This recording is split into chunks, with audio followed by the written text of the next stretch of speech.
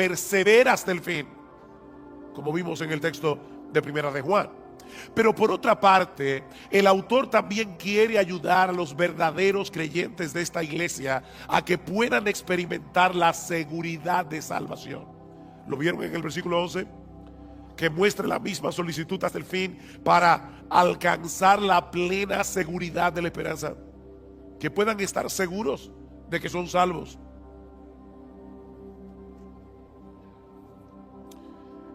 Mis hermanos, se puede ser un verdadero creyente y no tener certeza de que lo eres. La seguridad de salvación no la tienen todos los cristianos. ¿Oyeron eso? O deben ponerlo de otra manera. La inseguridad de salvación no es una prueba de que no somos cristianos. Hay muchos creyentes que van a llegar inseguros al cielo. Y hay muchos impíos que van a llegar seguros al infierno, creyendo que son creyentes. No todo el que me dice Señor, Señor, entrará en el reino de los cielos, sino el que hace la voluntad de mi Padre que está en los cielos. Así que la seguridad de salvación no es necesaria para ser salvo. Sin embargo, cuando un creyente no puede estar seguro de su salvación, no podrá disfrutar plenamente de la bendición de ser salvo, ni tampoco podrá correr bien la carrera. Noten el versículo 12. Porque yo quiero que ustedes alcancen la plena seguridad de la esperanza, a fin de que no seáis perezosos. El estar seguro te mueve a no ser perezoso. ¿Cómo podremos entonces obtener una plena certeza de nuestra salvación? ¿O cómo vamos a poder seguir avanzando hacia la madurez en nuestras vidas cristianas, de tal manera que podamos ser cada vez más útiles para el reino de Dios? En el versículo 12 nos dice dos cosas al respecto. La primera es que debemos seguir siendo diligentes en el cuidado de nuestras almas. Debemos ser diligentes en el cuidado de nuestras almas. Versículo 12. A fin de que no seáis perezosos, sino imitadores de los que mediante la fe y la paciencia heredan las promesas, para que no sean perezosos. Y la pereza de la que el autor está hablando aquí es una indisposición para el cumplimiento de nuestros deberes espirituales. Tú debes leer la Biblia, tú debes orar, tú debes venir a la iglesia, debes venir al culto de oración, debes leer buenos libros cristianos, debes tener una comunión edificante con otros hermanos en la fe. Esos son nuestros deberes espirituales. Pero el perezoso, aunque lo sabe, no lo hace. Dice Salomón en Proverbios 26:13 que el perezoso siempre encuentra una excusa para dejar de hacer lo que tiene que hacer. El perezoso dice: hay un león en el camino, hay un león en medio de la plaza. Imagínense ustedes, yo quiero salir a trabajar, pero hay un león fuera de la puerta de mi casa. Así que prefiero quedarme aquí seguro. O dice en Proverbios 15:19 que el camino del perezoso es como un seto de espinos. Él tiene un deber que cumplir, pero magnifica de tal manera los obstáculos que tiene por delante que termina dejando el asunto para otro momento. Y es interesante porque no es que el perezoso no desee estar en una mejor condición espiritual. No, de hecho en Proverbios 13:4 dice que el alma del perezoso desea, pero nada alcanza. Él desea, pero nada alcanza. Le dije que me iban a ver bebiendo agua hoy. No sufran, que yo estoy más interesado en decir este mensaje. Mañana descansaré la garganta. El perezoso no ha perdido la capacidad de desear una mejor condición espiritual de la que tiene. Él quiere, pero no lo puede alcanzar por causa de su pereza. Mis hermanos, si no somos diligentes en el uso de los medios que Dios ha provisto para que alcancemos una mejor condición, nuestros deseos nunca serán cumplidos. ¿Qué debemos hacer entonces? Despojarnos de nuestra pereza espiritual y en dependencia del Espíritu Santo disponernos a hacer lo que debemos hacer en el momento en que debemos hacerlo, aunque no tengamos ningún deseo de hacerlo. Pastor, ¿y eso no es hipocresía? No, eso es diligencia. Eso es diligencia. Yo no tengo deseos de leer la Biblia hoy en la mañana. Pídele a Dios que te dé deseo, ábrela y léela. Yo como que no tengo deseos de ir a la iglesia hoy. Levántate, cámbiate y sin ningún deseo, ven a la iglesia. Ser diligente es hacer lo que tú tienes que hacer en el momento en que tienes que hacerlo, aunque no tengas ningún deseo de hacerlo. El crecimiento espiritual requiere un esfuerzo diligente de nuestra parte. Pero pastor, yo creía que la salvación era por gracia. Y lo que usted está diciendo de verdad parece oponerse a la doctrina de la gracia. Si es por gracia, yo no tengo que hacer nada para merecer la bendición de Dios. Tú tienes razón. Si es por gracia, no es por mérito. La gracia se opone al mérito, pero no se opone al esfuerzo. De hecho, Pablo le dice a Timoteo en 2 Timoteo capítulo 2, Timoteo, esfuérzate en la gracia. Esfuérzate en la gracia. La gracia se opone a nuestros méritos. La gracia no se opone a nuestro esfuerzo. Es en el contexto de nuestra diligencia que podemos disfrutar de la bendición de Dios. No porque ese esfuerzo nos haga merecer que Dios nos bendiga, sino porque Dios ha decretado que seamos bendecidos siendo nosotros diligentes, usando los medios de gracia, la lectura regular de la palabra, la vida de oración privada y corporativa, congregarnos con el pueblo de Dios en el día del Señor, participar de la Santa Cena como haremos esta noche, leer buenos libros cristianos. Dios ha decretado fortalecer nuestra salud espiritual haciendo uso de esos medios. Pero el hecho de esforzarnos por hacer esas cosas no nos hacen merecedores de nada, porque esa diligencia es impulsada en nosotros de pura gracia, en una forma misteriosa que nunca vamos a poder entender. ¿Qué dice Pablo? Por tanto, amados míos, como siempre habéis obedecido, no como en mi presencia solamente, sino mucho más ahora en mi ausencia, ocupaos en vuestra salvación con temor y con temblor, porque Dios es el que produce en vosotros así el querer como el hacer por su buena voluntad. ¿Quién produce el querer y el hacer? Dios lo produce. ¿Quién es el que tiene que ocuparse en su salvación? Tú y yo debemos ocuparnos en nuestra salvación. La obra de Dios nos impulsa a obrar. Y precisamente por eso Él se lleva toda la gloria en nuestro esfuerzo. Pero toda bendición que nosotros recibimos de la mano de Dios no es por nuestro esfuerzo, es por los méritos de nuestro Señor Jesucristo. Bendito el Padre, el Dios y Padre de nuestro Señor Jesucristo, que nos bendijo con toda bendición espiritual en los lugares celestiales en Cristo, según nos escogió en Él desde antes de la fundación del mundo. Todo lo que nosotros disfrutamos de la mano de Dios es únicamente por Cristo. O déjeme decirlo de otra manera. Aún los medios de gracia que Dios nos ha provisto y el impulso para hacer uso de esos medios son un regalo de gracia.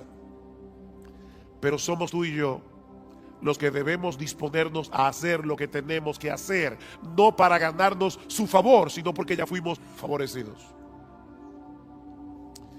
Así que no es un asunto de méritos, es un asunto de confianza en Dios.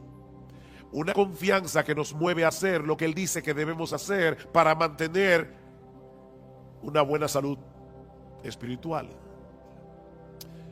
Déjame hacerte una pregunta. ¿Qué debe hacer un hombre o una mujer para alcanzar una buena calidad de vida. La Biblia dice que yo no puedo añadir a mi estatura un codo por más que me afane. O sea, yo me voy a morir el día que me voy a morir. Por eso alguien decía, come saludable, ve al gimnasio y muérete a pesar de todo.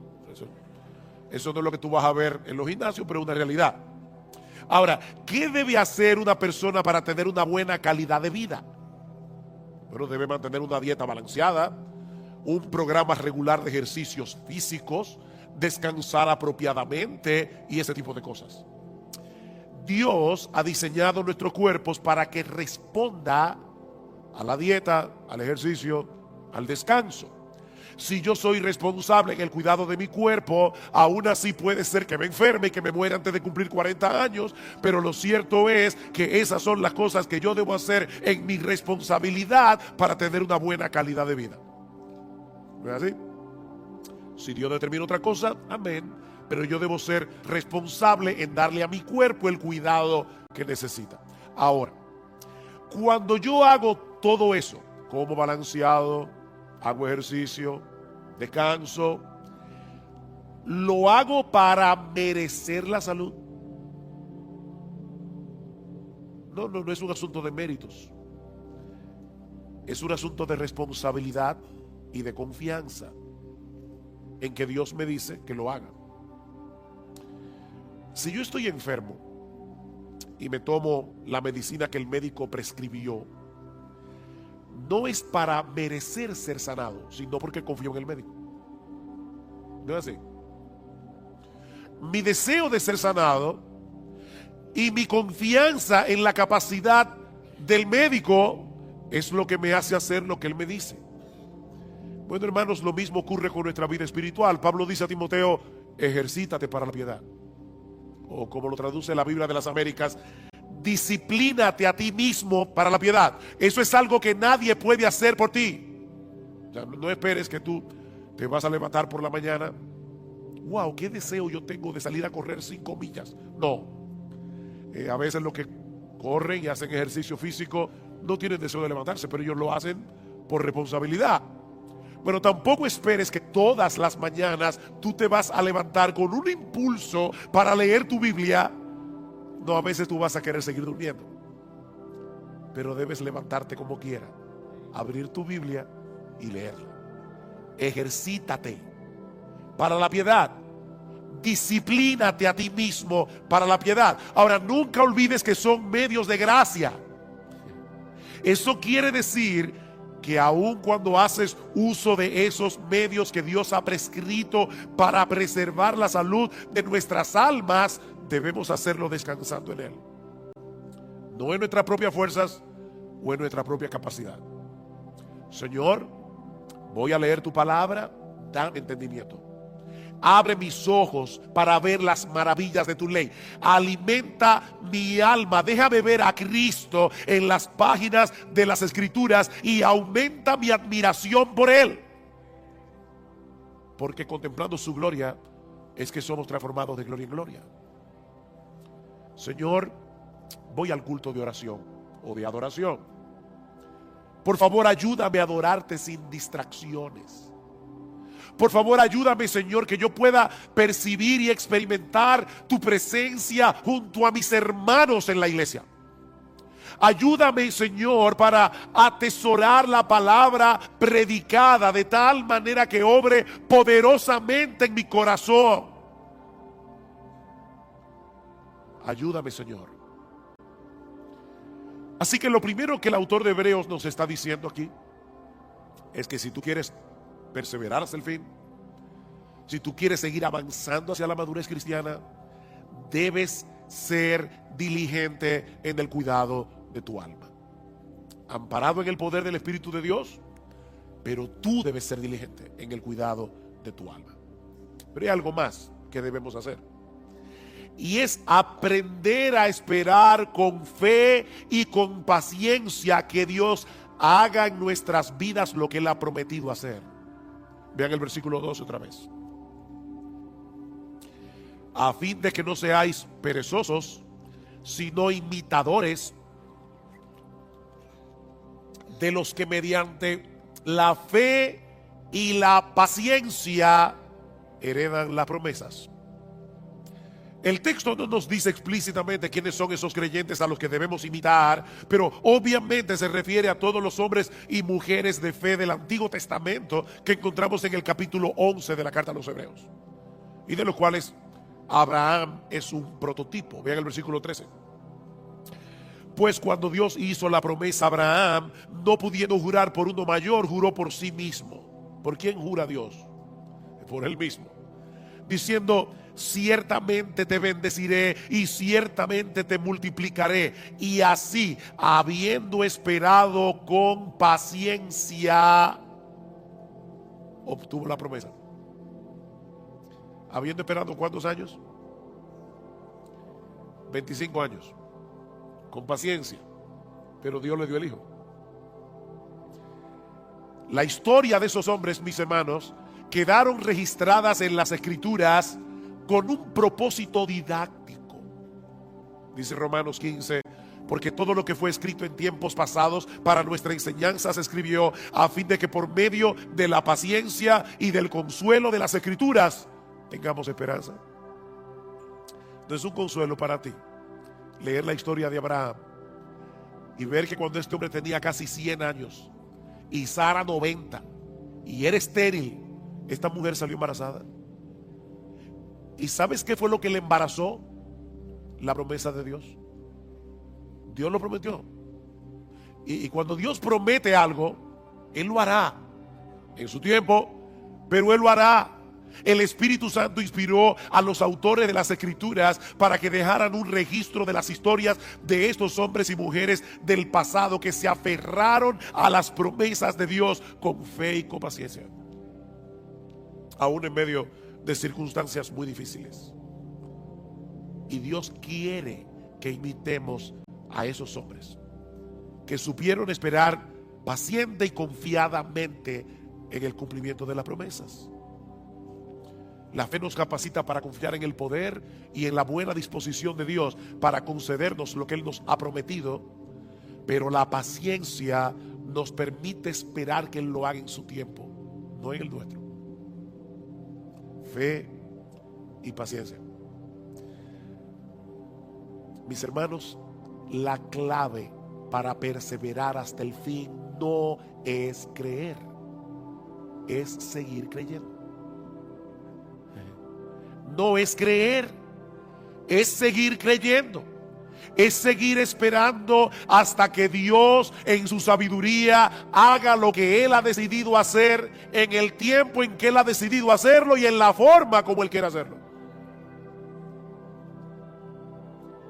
Esta palabra que aparece en nuestro texto y que se traduce como paciencia nos habla de quietud y confianza prolongada en medio de la aflicción. Eso es paciencia. La fe nos lleva a descansar confiados en las promesas de Dios. La paciencia nos permite continuar esperando lo prometido, aunque en medio de las circunstancias en que nos encontremos nos dé la impresión de que Dios se olvidó del asunto. Mira, mi hermano, Dios está más interesado en tu carácter que en tu comodidad. Él quiere llevarte a depender más de Él, a que tú entiendas cuánto lo necesitas. Si tú llamas una vez y no se te abre, y llamas otra vez y no se te abre, y vuelves a llamar y no se te abre, y por eso dejas de llamar, puede ser que todavía tú no hayas entendido cuánto tú necesitas la bendición de Dios. Eso quiere decir que tu fe necesita ser fortalecida. ¿Y sabes cuál es la lagartija que fortalece la fe?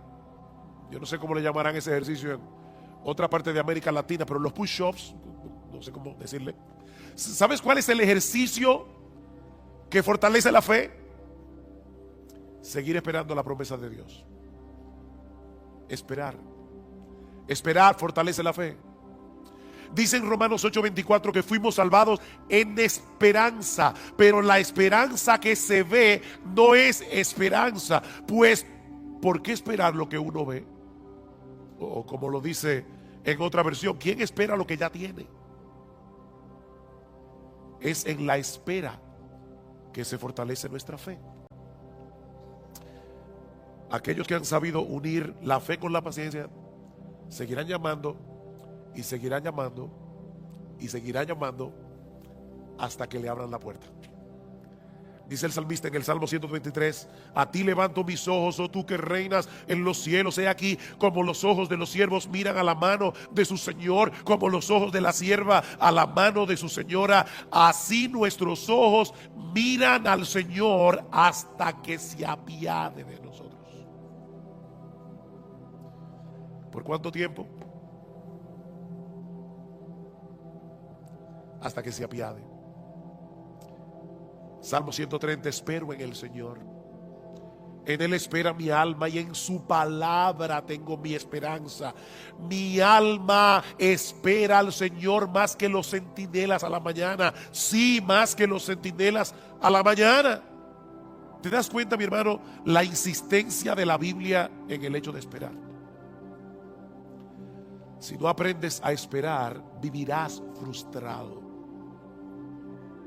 Te vas a frustrar con Dios, porque el horario de Dios casi nunca encaja con nuestras expectativas. Te vas a frustrar. Dios pudo hacer el mundo en un segundo, pero lo hizo en 6 días. Y dice que al principio la tierra estaba desordenada y vacía, y Dios la fue trabajando poco a poco, poblando la tierra hasta hacerla productiva. Dios hace las cosas en su tiempo. Mi hermanos, no es como a nosotros nos parece mejor, sino es como Él sabe que es lo mejor. Ustedes recuerdan cuando Elías le oró a Dios. Había una sequía de 3 años y medio, y el Señor no envió la lluvia de inmediato. Elías le dice a su criado: ve a ver si tú ves algo en el cielo. El criado regresó diciendo: yo no veo nada. Vuelve otra vez. Nada. Vuelve otra vez. Nada. Vuelve otra vez. ¿Saben cuántas veces volvió el criado? 7 veces. Óigame, hay que tener paciencia. En este caso del criado con Elías. Pero ya no te dije que no hay nada. Ve otra vez. Finalmente el criado llega y le dice: veo una pequeña nube como la palma de un hombre que sube del mar. Cuando Gloria y yo fuimos a visitar a nuestra hija en Medio Oriente, aquel lugar es desértico, casi nunca llueve. De hecho, desde abril hasta noviembre no hay nubes en el cielo, nunca, nada de nubes, ni una sola. Ahora imagínate en ese desierto que alguien vea una nube del tamaño de la palma de una mano que está subiendo del mar y dice: ay, parece que va a llover. Elías, que entendía perfectamente el modo de obrar de Dios, le dice al criado: sube y dile a Acab: prepara tu carro y desciende para que la fuerte lluvia no te detenga. Y sucedió que al poco tiempo el cielo se oscureció con nubes y viento y hubo una gran lluvia.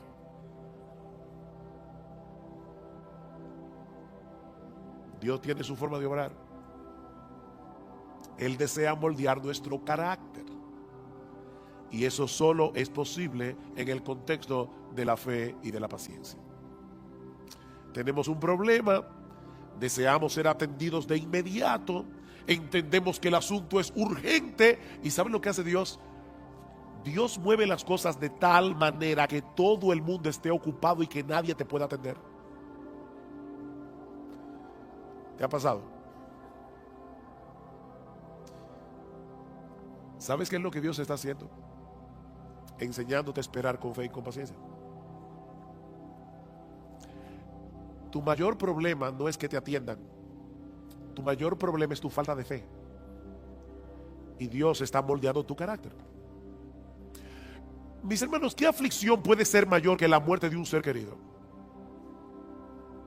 Pero cuando Marta y María mandaron a llamar a Jesús porque Lázaro estaba enfermo, el Señor ni se apresuró. Él esperó pacientemente a que el problema se pusiera peor para mostrar más abundantemente su poder. Lázaro finalmente murió y Cristo lo levantó de los muertos. Y en el proceso le enseñó a Marta y a María a esperar con fe y con paciencia. La hija de Jairo, cuando este hombre acudió a Cristo, su hija aún vivía, pero el Señor otra vez se entretuvo en el camino tratando otro caso, el de la mujer que tenía flujo de sangre. Y ustedes saben lo que sucedió. La niña muere y Cristo de nuevo la levanta de los muertos. Estas historias están en la Biblia, mis hermanos, para enseñarnos algo. Cristo dejó que esa niña muriera para que nosotros aprendiéramos a tener fe y paciencia. A veces va a parecernos que el Señor no nos está haciendo caso. ¿Recuerdan la mujer sirofenicia? Señor, ten misericordia de mí, mi hija está posesa por un demonio, y Cristo ni le escucha. Los apóstoles vienen. Por favor, Señor, haz algo para que esta mujer nos deje tranquilos. No es correcto quitarle el pan de los hijos para dárselo a los perrillos. Yo vine primero a los perdidos de la casa de Israel. Y esta mujer le dice: sí, Señor, pero aún los perrillos comen de las migajas que caen de la mesa de sus amos. Y Cristo le dice: mujer, por causa de tu fe, lo que tú quieres te será hecho. Y dice que su hija fue sanada en aquella misma hora. Esta mujer no desmayó, y por medio de la fe y de la paciencia obtuvo la bendición que deseaba. He aquí entonces, mis hermanos, la metodología divina para seguir avanzando en nuestras vidas cristianas y llegar a experimentar seguridad de salvación. Debemos ser diligentes en el cuidado de nuestras almas y ser imitadores de aquellos que por la fe y la paciencia heredaron las promesas. Dios nos ha dado promesas ciertísimas en su palabra, incluyendo el hecho de que Él ha de guardarnos en Cristo hasta el día en que estemos en su presencia, en cuerpos glorificados, contemplando y deleitándonos en su gloria por los siglos de los siglos. Él lo ha prometido y Él lo hará. Mis ovejas oyen mi voz y yo las conozco y me siguen, y yo les doy vida eterna y no perecerán jamás, ni nadie las arrebatará de mi mano. Mi Padre que me las dio es mayor que todos y nadie las puede arrebatar de la mano de mi Padre. Si esperamos en las promesas de Dios con fe y con paciencia, tendremos el combustible necesario para energizar nuestra diligencia en el cuidado de nuestras almas. Recuerden lo que dice el autor de la carta a los Hebreos: deseamos que cada uno de vosotros muestre la misma solicitud hasta el fin. ¿Para qué? Para que tengan seguridad de salvación. ¿Para qué? Para que no seáis perezosos. Para que no seáis perezosos. Las promesas de Dios son las que le dan contenido a nuestra fe. Creer en Dios es confiar en su fidelidad para cumplir lo que Él ha prometido sobre la base de la obra consumada de Cristo a nuestro favor. Eso es lo que el autor de la carta dice más adelante. Versículo 16. Porque los hombres juran por uno mayor que ellos mismos, ¿no es así? Hay gente que jura por Dios. ¿Y por quién jura Dios?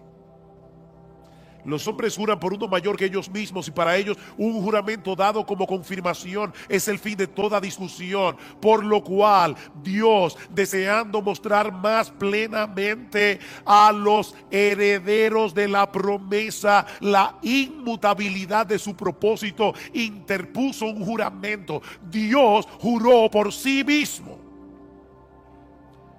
a fin de que por dos cosas inmutables, en las cuales es imposible que Dios mienta, los que hemos buscado refugio seamos grandemente animados para asirnos de la esperanza puesta delante de nosotros. Dios decide no impedirlo. Yo sé que fue un error de un obrero que estaba impermeabilizando nuestro techo este jueves en la tarde, Pero mis hermanos, ese error de un obrero estaba en las manos del Señor. El hecho de que esa noche cayera un aguacero, nosotros lo escuchábamos fuera de la habitación y decíamos, está cayendo el cielo. Hacía muchos días, meses, que nosotros no veíamos un aguacero así. Bueno, ¿pudo haber impedido Dios que lloviera de esa manera precisamente cuando el techo tenía un problema? Por supuesto que sí. Por otro lado, también es cierto que Jesús estaba cansado. Mis hermanos, Jesús no estaba simulando que estaba dormido. En su naturaleza humana, él no pudo resistir el cansancio tan grande que tenía. Para los discípulos, era como de repente ver a Superman envuelto en kriptonita. O sea, el Señor está ahí completamente agotado. Era tal el agotamiento de Jesús que ni el ruido de las olas ni el movimiento de la barca pudieron despertarlo. Él estaba completamente exhausto. Así que los discípulos sabían que su experiencia como marinero no les serviría de nada para poder maniobrar en una tormenta como esa, y por lo visto tampoco contaban con Jesús. Era una situación realmente desesperada. Pero mis hermanos, la Biblia nos enseña una y otra vez que las pruebas nacen en el trono de Dios.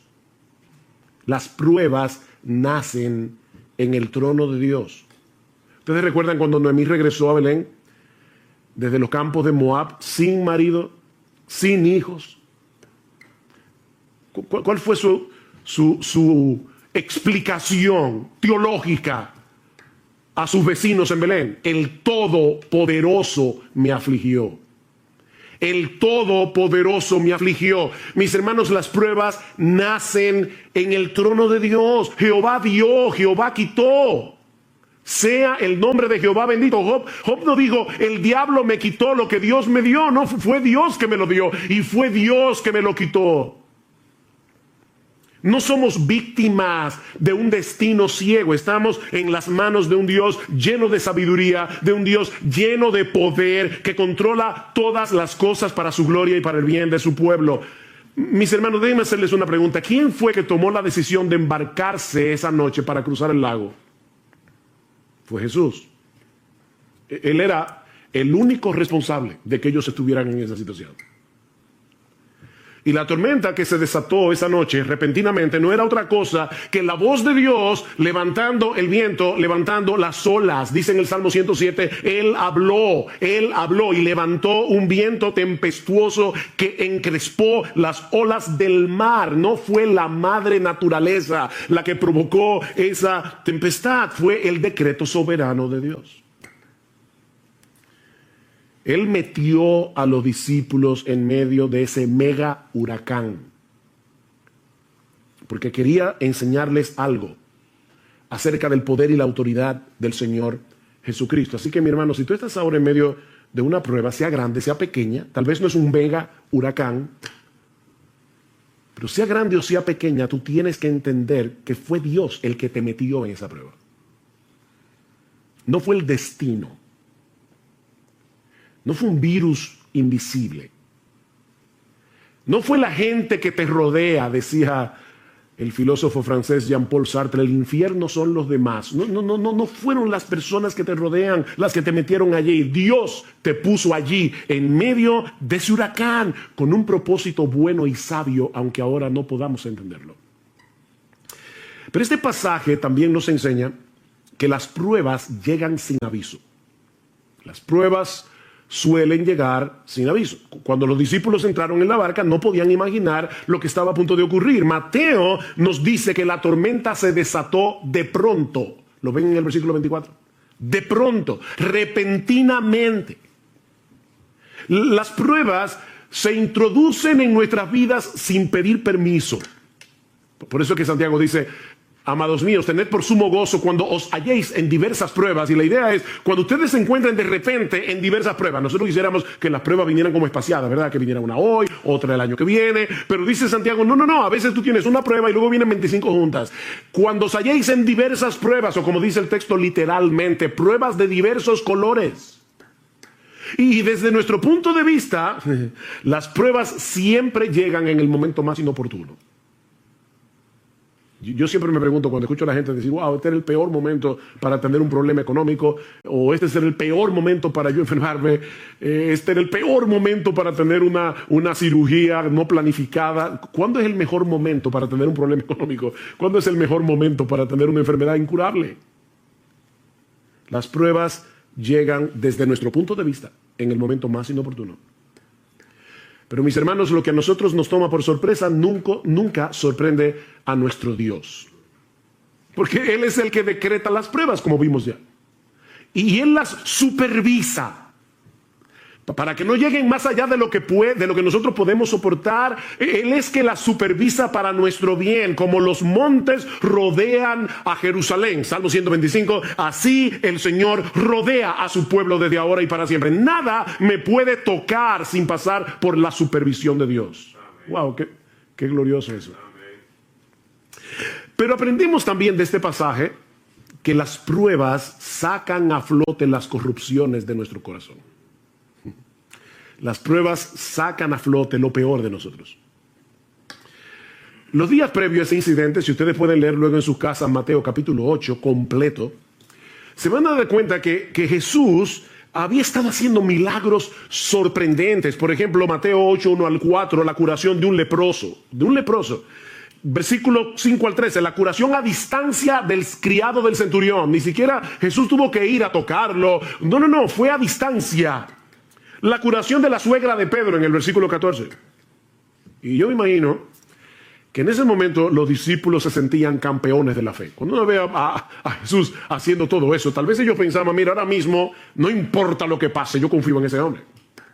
De hecho, es interesante ver en el texto que cuando otros veían las demandas del Señor como muy altas, pues recuerdan cuando le decía, síganme, y uno decía, espérate, deja que me vaya en tierra a mi padre, o espérate que yo tengo una cosa que hacer, o no sé qué. Cuando otros estaban poniendo excusas para seguir a Jesús, vean lo que dice el versículo 23. Cuando entró Jesús en la barca, sus discípulos le siguieron. Mientras otros veían difícil seguir a Jesús y ponían excusas para seguir a Jesús, los discípulos no. Así que probablemente en ese momento ellos se sentían campeones de la fe. Pero ¿qué tan fuerte era esa fe? No había manera de saberlo si no era en medio de la prueba. Abraham no sabía qué tan fuerte y sólida y vigorosa era su fe hasta que Dios le pidió que sacrificara a Isaac. Ezequías fue un buen rey de Israel. Enfermó, le oró a Dios que lo sanara, Dios lo sanó. Y probablemente en ese momento se sentía fuerte en su fe. Llegaron unos embajadores de Babilonia y el orgullo de Ezequías salió a flote inmediatamente. Mis hermanos, es en medio de las pruebas que conocemos el estado real de nuestro corazón. Nuestra fe será probada por el fuego, dice en 1 de Pedro capítulo 1, versículo 7. Tiene que ser probada por el fuego. ¿Qué hace el fuego? El fuego licúa el oro, y al licuarse, como es un metal pesado, eso hace que la basura salga a flote. Y entonces el orfebre comienza a purificar el oro. Pero tiene que ser por medio del fuego. Yo estoy seguro que a nadie le gustaría ir a una joyería, comprar una prenda pensando que es de oro y después resulta que era de hojalata. El oro tiene que ser probado y se prueba con fuego. No solo para ver su genuinidad, sino también para librarlo de impurezas. El oro tiene que ser probado por fuego, y nuestra fe también.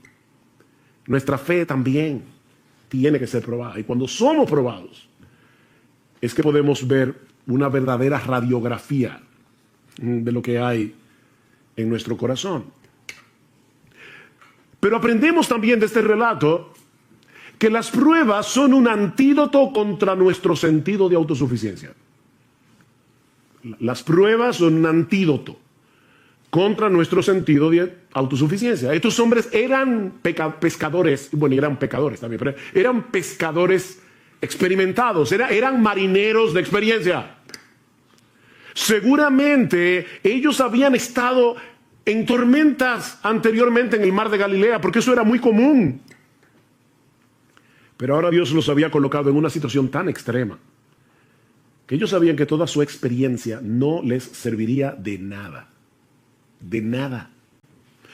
Mis hermanos, Dios usa las pruebas para llevarnos a descansar únicamente en Él, para destruir nuestro sentido de autosuficiencia. Pablo dice en 2 Corintios capítulo 1, versículos 8 al 9, que Dios los puso en una situación tal cuando ellos estaban en Asia Menor, que Pablo dice, nosotros tuvimos temor de morir, pensamos que no íbamos a conservar la vida, y Dios hizo eso, escuchen lo que dice Pablo, a fin de que no confiáramos en nosotros mismos. Pablo, el gran apóstol Pablo, está diciendo, en otras palabras, yo tengo la tendencia, igual que todos los demás, a confiar en mí mismo. Y Dios envió esta prueba para que no confiáramos en nosotros mismos. Todos nosotros tenemos una fuerte tendencia a confiar en nuestras propias capacidades. Y ¿saben qué? Nunca somos más débiles, ni estamos en una condición más vulnerable que cuando somos atrapados por el sentido engañoso, porque es una ilusión, de que nosotros podemos hacer las cosas en nuestras propias fuerzas. Eso es una ilusión. Pero cuando estamos en medio de las pruebas, percibimos más claramente lo frágiles que somos, y eso nos mueve a buscar nuestro refugio únicamente en Dios. Por eso es que Pablo dice en esa misma carta al final, 2 Corintios 12, por tanto, de buena gana me gloriaré en mis debilidades, para que repose sobre mí, para que tabernaculice sobre mí, para que el poder de Cristo haga una tienda de campaña sobre mí, es lo que está diciendo Pablo, por lo cual, por amor a Cristo, me gozo en las debilidades, en afrentas, en necesidades, en persecuciones, en angustia, porque cuando soy débil, entonces soy fuerte. Cuando soy débil. Nunca estamos en una mejor condición espiritual que cuando percibimos que se acaban nuestras fuerzas, que ya no tenemos otra opción que ampararnos en el poder de la gracia de Dios.